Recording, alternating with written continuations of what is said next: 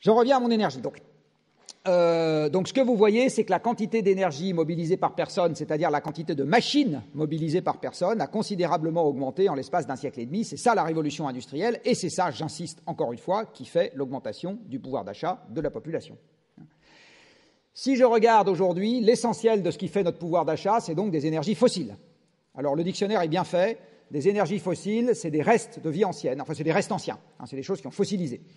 Donc les énergies fossiles, c'est gaz, pétrole, charbon, puisque c'est des restes de vie ancienne. L'uranium n'est pas une énergie fossile, c'est un métal. Les métaux ne sont pas considérés comme des fossiles, donc le cuivre n'est pas considéré comme un fossile, le fer non plus, l'uranium non plus. C'est disponible en quantité finie, évidemment, mais par contre, ce n'est pas fossile. Et les énergies fossiles étant des restes de vie anciennes et la vie sur Terre étant basée sur des chaînes carbonées, elles ont toutes comme caractéristique commune de conduire à des émissions de CO2 quand on s'en sert, puisque libérer l'énergie d'une énergie fossile, c'est oxyder le carbone et l'hydrogène qui s'y trouvent. Donc vous n'utilisez pas d'énergie fossile sans faire du CO2. C'est impossible. Et la quantité d'énergie... Voilà. Et la quantité d'énergie... C'est un peu vite, là. Est-ce que je vais y arriver? C'est une zapette qui est un peu mal réveillée. Voilà. La quantité d'énergie que nous utilisons aujourd'hui en moyenne mondiale, ça fait 20 000 kWh par personne et par an.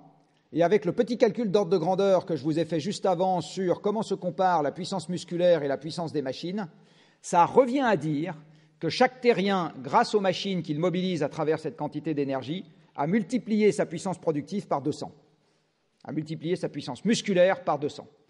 Donc l'énergie qui permet de mettre en route des machines a de fait multiplié la capacité de transformation de l'environnement de chaque terrien par un facteur 200. Je vais vous le dire encore autrement, nous sommes un peu plus de 7 milliards sur Terre. S'il n'y avait pas les machines et l'énergie, pour avoir la même production annuelle, il faudrait qu'on soit 1400 milliards. Ça poserait un tout petit problème de nourriture.